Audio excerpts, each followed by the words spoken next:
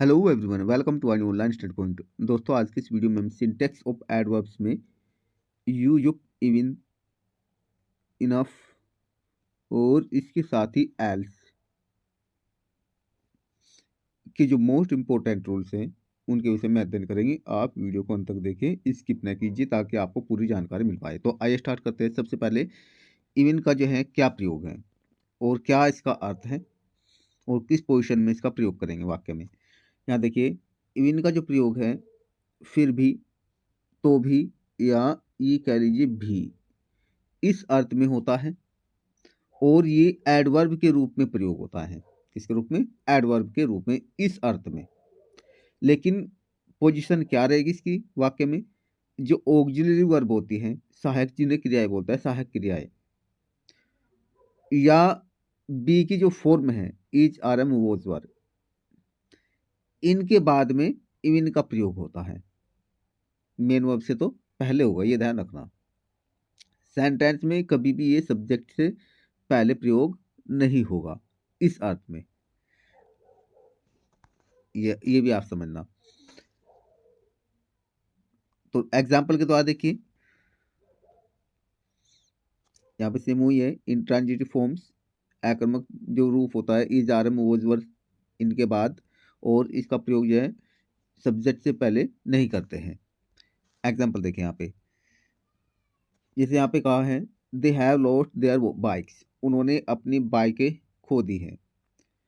They have even lost their watches, उन्होंने अपनी अपनी घड़ियां भी खो दी हैं। अब यानी ये जताने के लिए भाई और क्या क्या खोया है। बाइक तो खोई है, यानी और क्या गया, यानी अपनी घड़ियां भी खोई है। घड़ियां, घड़ी भी कह सकते हैं, प्लुरल है ना, घड़ियां।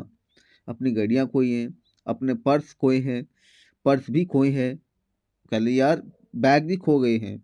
तो वहां ऐसी कंडीशन में भी के अर्थ के लिए इवन का प्रयोग होता है, ये जताने के लिए और भी क्या क्या इस अर्थ में। ठीक है। This women was rude to everybody, यह महिला प्रत्येक के लिए असभ्य थी, निष्ठुर थी।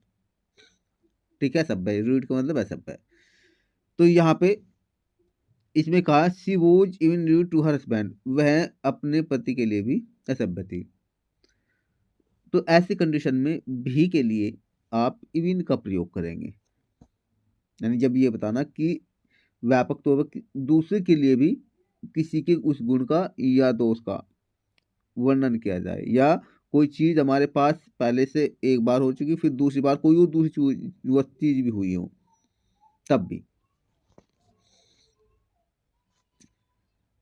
नेक्स्ट देखिए,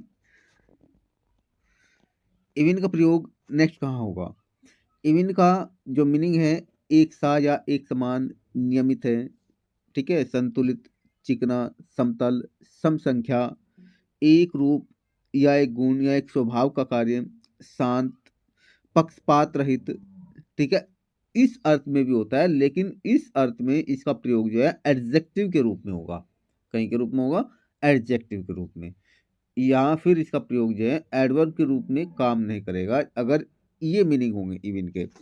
एग्जाम्पल के द्वारा देखिए, जैसे यहाँ पे कहा है that was an even surface, वह एक समतल तल था। समतल, यहाँ एडजेक्टिव, इवन का अर्थ है समतल, यानी कैसा, कैसे। तो यहाँ एडजेक्टिव की तरह काम किया है इसने, एडवर्ब की तरह काम नहीं किया है। His work is not very even, अब उसका जो कार्य है, यहाँ पे जो है कहा हिज वर्क, उसका कार्य या उसकी रचना, इज नॉट है नहीं, वेरी बहुत, इवन। अब इवन का यानी पक्षपात रहित कहे आप, या संतुलित कहें। ठीक है, लेकिन ये ध्यान ना कि यहाँ पे जो इवन का प्रयोग हुआ है वो एडजेक्टिव की तरह हुआ है, एडवर्ब की तरह नहीं हुआ है, क्योंकि विशेषता दर्शाई जा रही है यहाँ पे। 12, 24, 56, 88 आर इवन नंबर्स, 12, 24, 56 और 88 सम संख्याएं हैं। क्या संख्या है? सम संख्या है। तो सम के अर्थ में भी इवन का प्रयोग हो रहा है यहाँ। तो यहाँ इवन जो है एडजेक्टिव की तरह काम कर रहा है। दे आर इवन नंबर या दे आर इवन, वे शांत है। अब यहाँ इवन का, यहाँ पे शांत का प्रयोग हुआ है, दे आर इवन, वे शांत है। तो यहाँ इवन का प्रयोग हुआ एडजेक्टिव की तरह। तो ये भी आपको ध्यान रखना है। नेक्स्ट जो है इवन, इवन का नेक्स्ट रूल क्या है, ये देखिए, एक सा करना या समान करना, चिकना बनाना, संतुलित करना या समतल हो जाना, इसके रूप में भी होता है अगर जब ये होए, लेकिन वर्ब के रूप में। जब इनका अर्थ हिंदी में एक सा करना या समान करना या चिकना बनाना या संतुलित करना या समतल हो जाना हो, तब यहाँ पे इवन न वर्ब एडवर्ब का काम करेगा, न ही एडजेक्टिव का, तब ये जो है वर्ब का काम करेगा, कहीं का वर्ब का काम करेगा। ये आपको ध्यान रखना है। जैसे यहाँ पे कहा है she went aboard with a plane, ठीक है, या we went up our accounts. तो यहाँ इवेंट अप का अर्थ यहाँ पे क्या है, यानी एक सा करना या समान करना, संतुलित करना भी कह सकते हैं आप यहाँ पे। तो यहाँ ये जो इवेंट है यहाँ पे, ये वर्ब का काम कर रहा है क्योंकि इसमें ईडी आ गया, ये सारा ये आपको ध्यान रखना है। The racing roads event before the race, racing road या रेसिंग रोड को रेस से पहले समतल किया, इवेंट का अर्थ यहाँ पे समतल किया। तो आपको ध्यान रखना है इवेंट का प्रयोग यहाँ पे वर्ब की तरह हुआ, एडजेक्टिव की तरह नहीं किया गया है। टेंस कोई भी हो सकता है। नेक्स्ट देखिए रूल, इसमें नेक्स्ट रूल जो है इवन इफ। इवन इफ का अर्थ क्या है, भले ही, चाहे, या ऐसा होने पर, ऐसा होने पर भी, चाहे या भले ही या ऐसा होने पर भी। इवन दो और इवन वैन, इनका अर्थ ये होता है। लेकिन ये भी आपको ध्यान रखना है, ये किसी भी सेंटेंस या वर्क जो क्लोज है उस क्लोज से पहले इसका प्रयोग होगा। अगर इवन इफ है या इवन दो है या इवन वैन है, कोई भी सेंटेंस है क्लोज है उससे पहले होगा।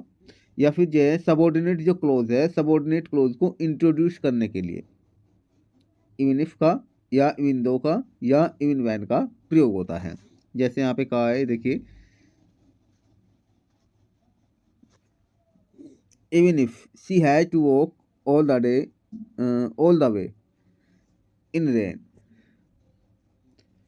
ही will go there. Even if चाहे उसे सारे रास्ते बारिश में चलना है, चाहे उसे सारे रास्ते बारिश में चलना है, ही विल गो देयर, वह वहाँ जाएगा। तो इवन इफ का प्रयोग जो है यहाँ पे चाहे के अर्थ में हुआ है। वाक्य के स्टार्टिंग में कब आया, जब इवन के साथ में इफ आया है, इवन इफ, चाहे, भले ही।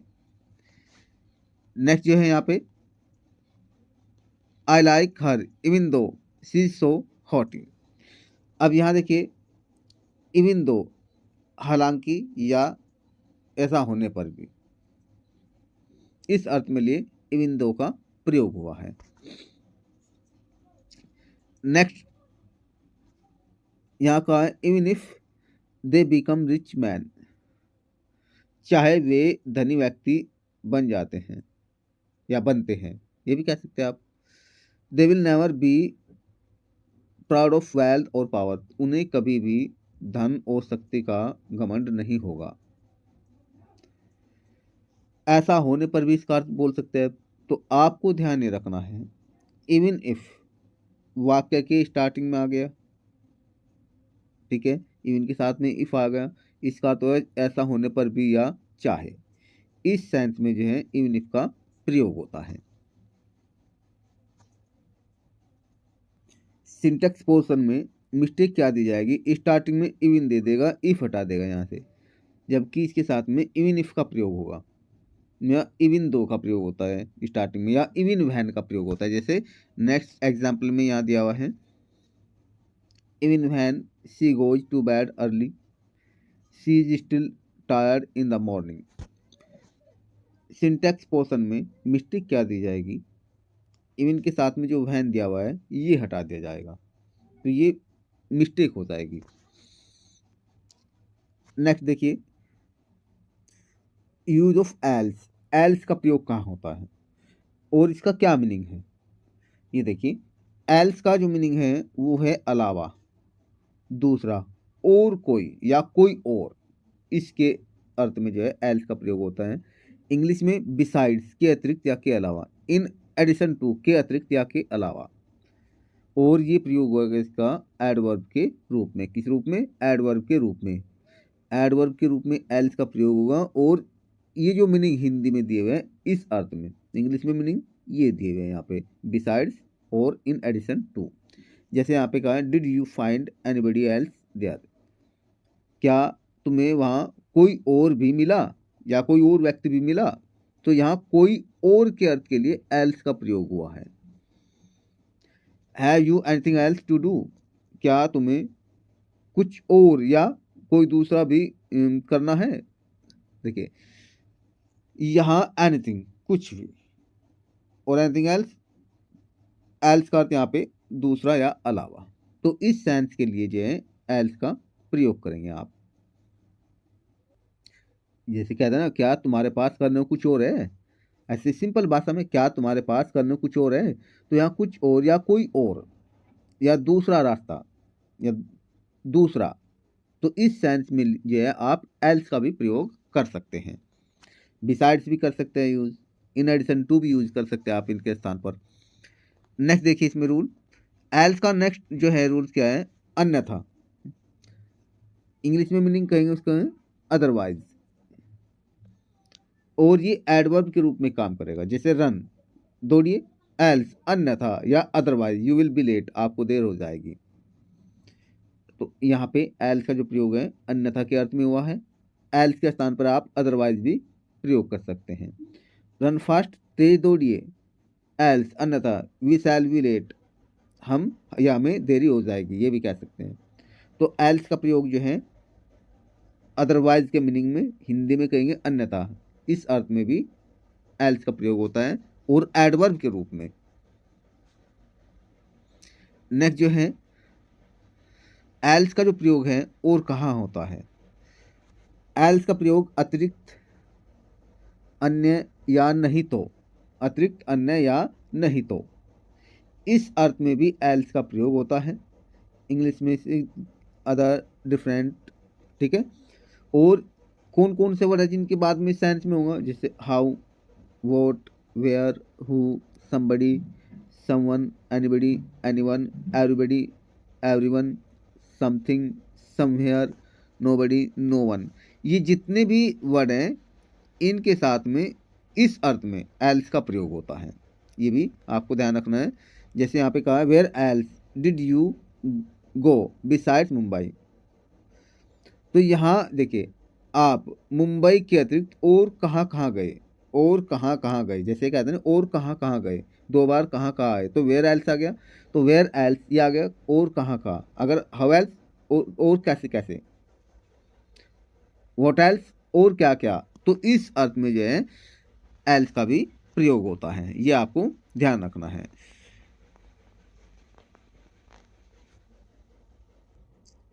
नेक्स्ट देखिए और एल्स का क्या अर्थ है, और एल्स का अर्थ होता है यदि ऐसा नहीं तो, यदि ऐसा नहीं तो, हिंदी में तो ये अर्थ कहेंगे, इंग्लिश में इफ नॉट या इफ नॉट या दैन कहेंगे, ठीक है। तब ऐसी कंडीशन में यहाँ इसका सेंस क्या रहेगा, ये देखिए कीप क्वाइट, शांत रहिए, और एल्स यदि ऐसा नहीं तो, आई वुडंट बी एबल, मैं सक्षम नहीं हो पाऊंगा, टू फिनिश समाप्त करने में, माई लेसन अपना पार्ट टुडे आज, यदि ऐसा नहीं होगा तो मैं आज अपना पाठ पूरा नहीं कर पाऊंगा, समाप्त नहीं कर पाऊंगा। तो यदि ऐसा नहीं तो इस अर्थ के लिए और एल्स का आप प्रयोग करेंगे, ये आपको ध्यान रखना है। एल्स का नेक्स्ट यूज है इसके अतिरिक्त या कुछ और के अर्थ में, मोर या एडिशनल, इस सेंस में भी आप एल्स का प्रयोग कर सकते हैं सेंटेंस में। जैसे यहाँ पे कहा है what else do you expect from me, यानी इसके अतिरिक्त आप मुझसे और क्या आशा करते हैं, तो इसके अतिरिक्त इस सेंस के लिए या कुछ और इस सेंस के लिए व्हाट एल्स का ये जो है ना एल्स का प्रयोग करता है, व्हाट के साथ में कोई भी क्वेश्चन वर्ड के साथ में यहाँ पे आ गया, ये आपको ध्यान रखना है। नेक्स्ट है एल्स के साथ जो है अपोस्ट्रोफिस एस का प्रयोग होता है, और कैसे होता है ये भी देखिए आप, अपोस्ट्रोफी एस का प्रयोग कैसे करेंगे।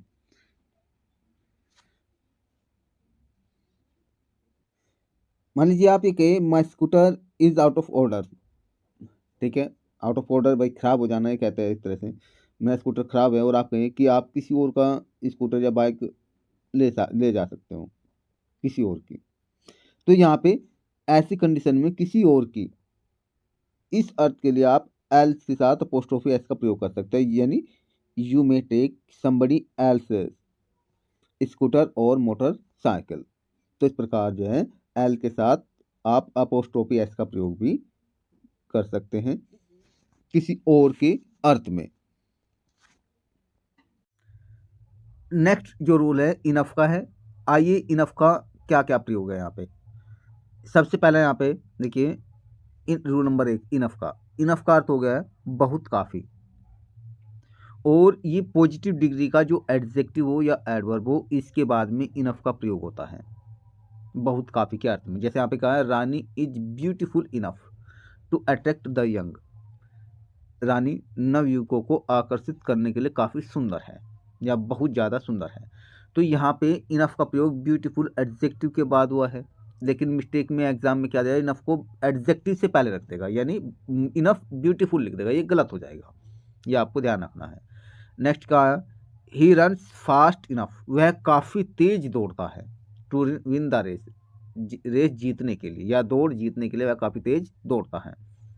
तो यहाँ पे फास्ट क्या हमारा एडजेक्टिव है और इसके बाद में इनफ का प्रयोग हुआ है तो सेंटेंस सही है। लेकिन अगर ये फास्ट से पहले आ जाता इनफ लिख देता इनफ फास्ट तो ये गलत हो जाता, ये आपको ध्यान रखना है। नेक्स्ट रूल देखिए, यहाँ जो है इनफ का जो प्रयोग है पर्याप्त, पर्याप्त के अर्थ में एडजेक्टिव के रूप में होगा और नाउन से पहले होगा, ये आपको ध्यान रखना है।